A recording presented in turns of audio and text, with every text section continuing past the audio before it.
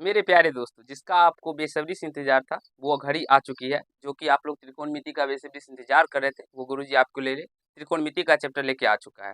और आपको इतने अच्छे तरीके से मेरे प्यारे बच्चों त्रिकोणमिति पढ़ाया जाएगा, जिसमें कि आपको 20 नंबर पूछे जाते हैं और 20 नंबर आपके पक्के हो जाएंगे। आज से आप लोग ये समझ लीजिए, जो आपके गुरुजी आप लोग को त्रिकोणमिति में 20 नंबर दिला के रहेंगे। हाँ, लेकिन आप लोग को शुरू से अंत तक वीडियो को देखना पड़ेगा, और जितने गुरुजी आपको कॉन्सेप्ट बताएंगे वो सारे कॉन्सेप्ट को याद रखना होगा। क्योंकि मेरे प्यारे बच्चों, पढ़ाई एक तपस्या है, जब तक आप लोग मन लगा के नहीं कीजिएगा तब तक आप लोग सफल नहीं हो पाइएगा। चलिए आज हम लोग त्रिकोणमिति को स्टार्ट करते हैं और सीखने और समझने का प्रयास करते हैं। तो बेसिकली हम लोग सबसे पहले त्रिकोणमिति को पढ़ते हैं।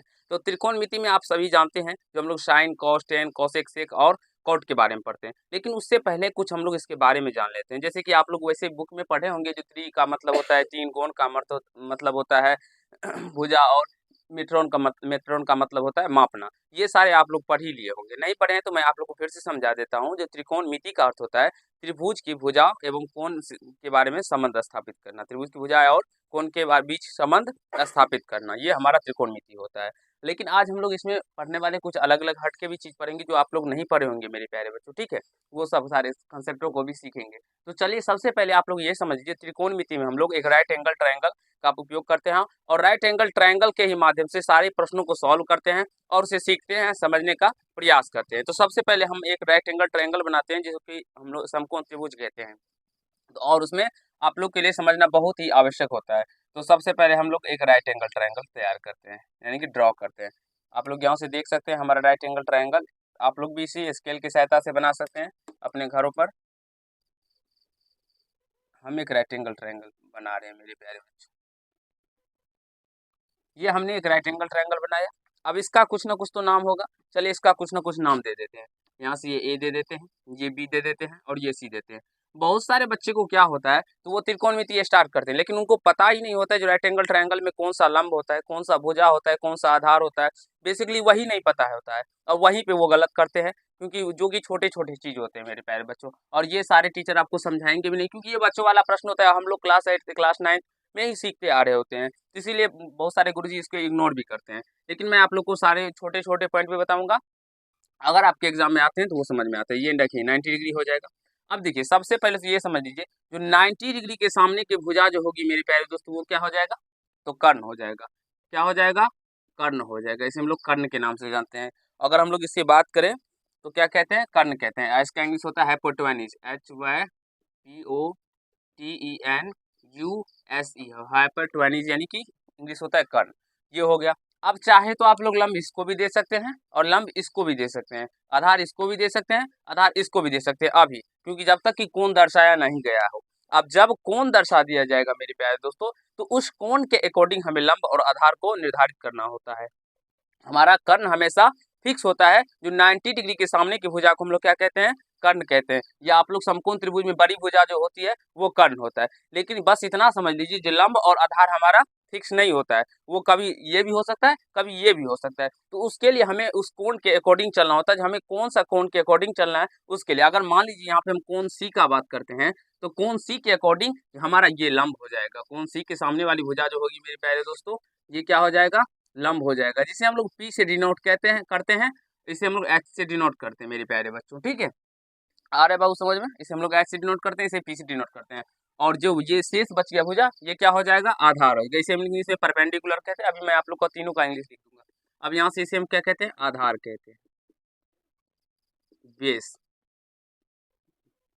और इसे हम लोग बी से डिनोट करते हैं। किसे डिनोट करते हैं, बी से डिनोट करते हैं। तो ये तीनों का आप लोग क्या कीजिएगा, इंग्लिश को याद करना चाहते हैं तो कर भी सकते हैं। लंब का क्या होता है मेरे प्यारे बच्चों, परपेंडिकुलर,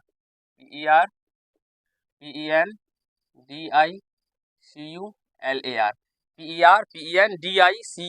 परपेंडिकुलर यानी कि लंब होता है मेरे प्यारे दोस्तों। अब कर्ण का देख लीजिए, कर्ण का क्या होता है, हाइपोटेन्यूज,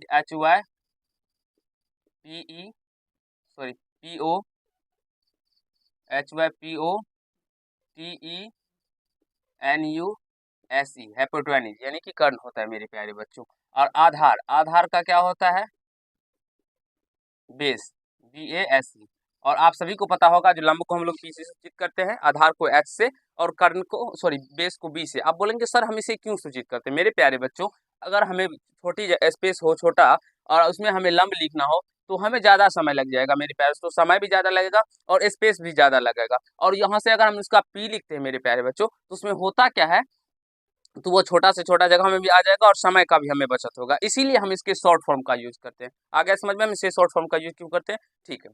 अब सबसे पहले इसमें समझना होता है, ये तो आप समझ गए, जो हम लोग त्रिकोणमिति में भुजा और क्या करते हैं, त्रिभुज भुजा और कोण के बीच संबंध को स्थापित करने के बारे में समझते हैं। अब ये समझिए त्रिकोणमिति में मेरे प्यारे बच्चों, जो साइन थीटा कॉस थीटा हम लोग पढ़ते हैं, टेन थीटा पढ़ते हैं, लेकिन अगर हमें कोण सी, तो ये कोण सी दिया तो ये लंब हो गया। लेकिन अगर मान लीजिए इस कोण ए के अकॉर्डिंग हम चले, तब कौन सा लंब होगा? चलिए हम एक और आप लोगों के लिए ड्रॉ करते हैं त्रिभुज, और वो समझाते हैं आप लोगों को। यहाँ से देखिए, इसमें थोड़ा बहुत टेढ़ा भी हो सकता है, इसको कोई बात नहीं, समझना है। और मेरे प्यारे दोस्तों, हर कंडीशन में ये ध्यान रखिएगा, जो 90 डिग्री के सामने वाला भुजा जो होगा वो हमेशा फिक्स रहता है, कर्ण होता है। जैसे हम लोग यहाँ पे बात कर सकते हैं, इधर अगर 90 डिग्री का भुजा आ जाए, ये थोड़ा टेढ़ा भी हो गया तो कोई बात नहीं, समझने के लिए, ये 90 डिग्री हो जाए, तो ये मेरे प्यारे बच्चों, ये 90 डिग्री का सामने को जो भुजा होगा ये कर्ण होगा। बहुत सारे बच्चे को यही समझ नहीं आता है जी, इसमें कौन सा लंब होगा, कौन सा आधार होगा, कौन सा कर्ण होगा। हम बहुत सारे बच्चे को पढ़ाया तो हमें पता है मेरे प्यारे बच्चों। तो ये 90 डिग्री के सामने का भुजा क्या हो जाएगा?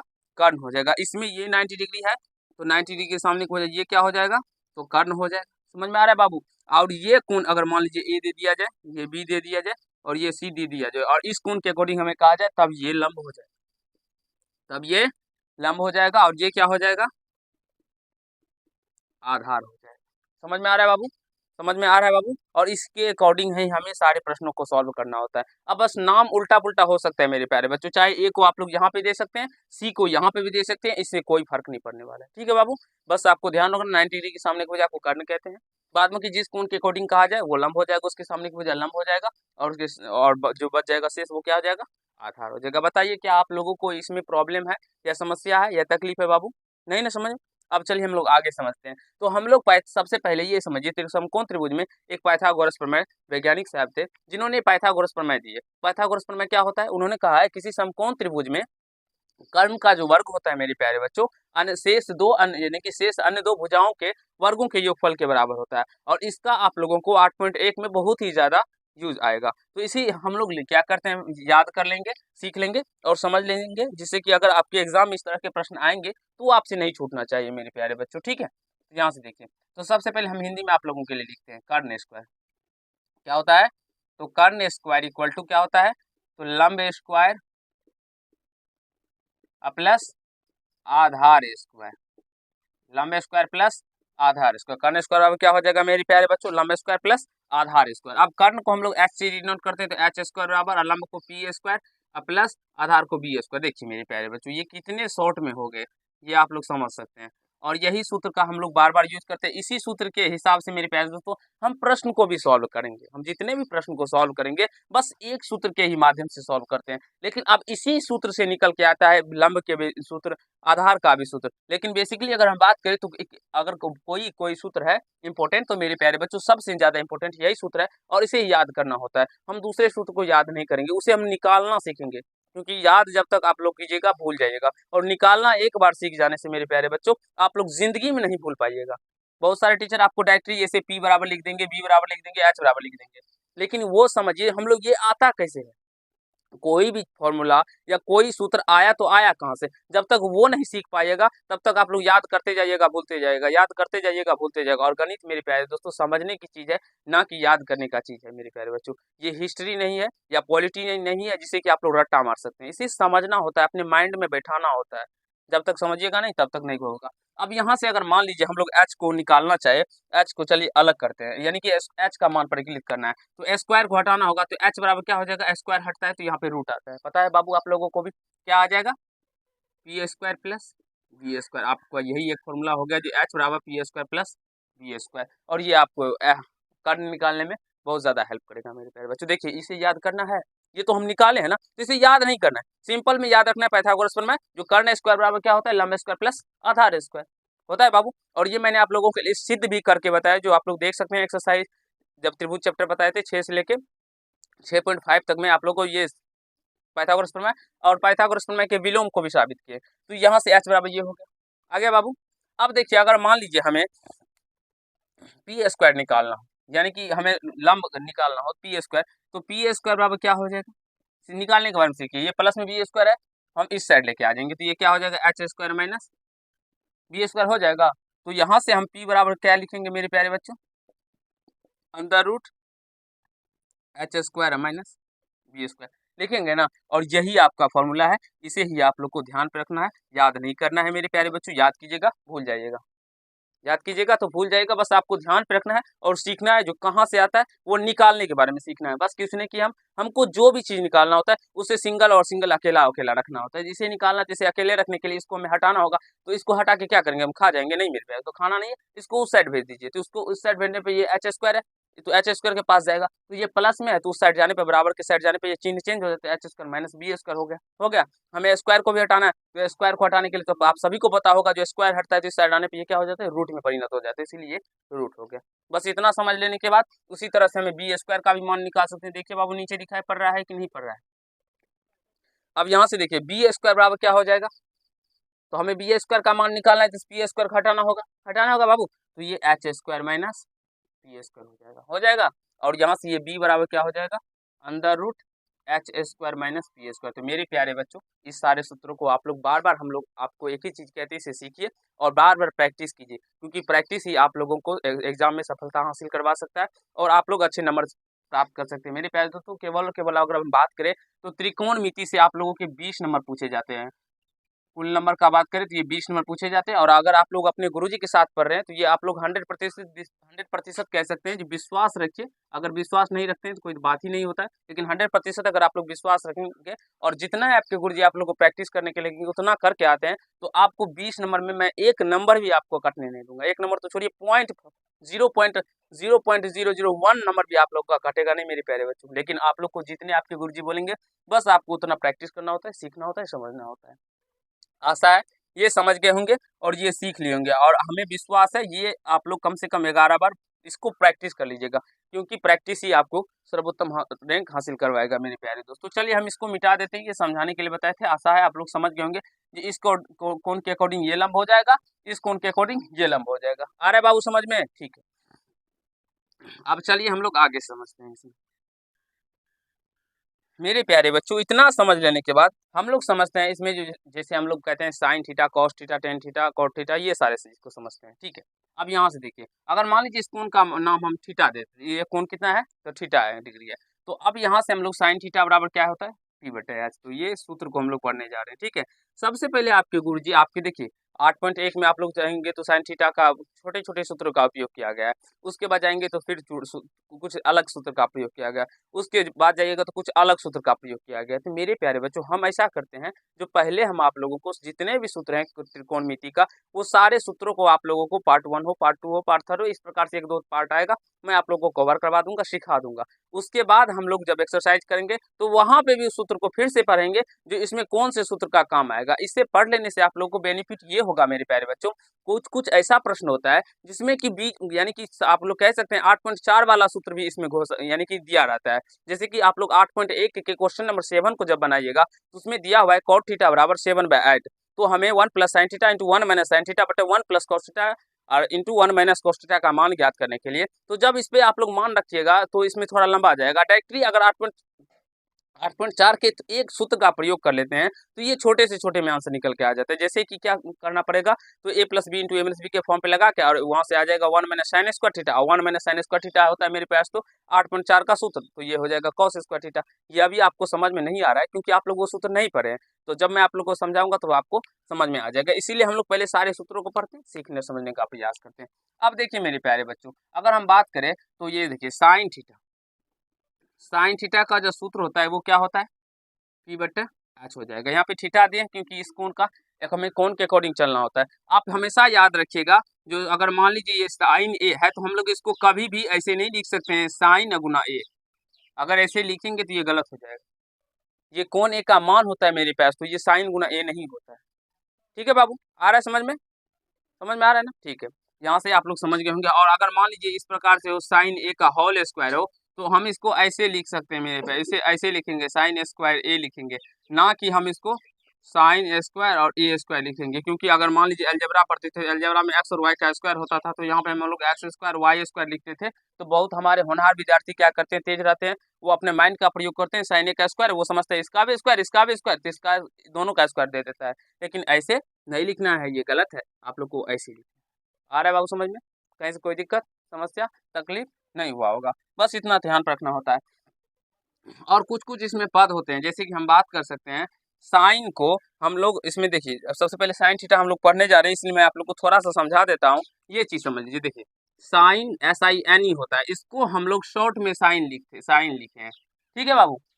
साइन को SIN को शॉर्ट में साइन लिखा गया है। अब यहाँ से बात करें कोस को, कोसाइन होता है COSIN, कोसाइन होता है, कोसाइन को हम लोग शॉर्ट में कोस लिखे, कोसाइन को शॉर्ट में हम लोग क्या लिखे हैं, तो कॉस लिखे हैं, क्योंकि कोसाइन लिखने में ज्यादा स्पेस लगता है, ज्यादा समय भी लगता है, तो इसलिए इसे छोटा करके कॉस लिखा गया है। अब वही से टेन का बात करें तो टेन का टेंजेंट होता है TAN, क्या इंग्लिश लिखा गया है बाबू,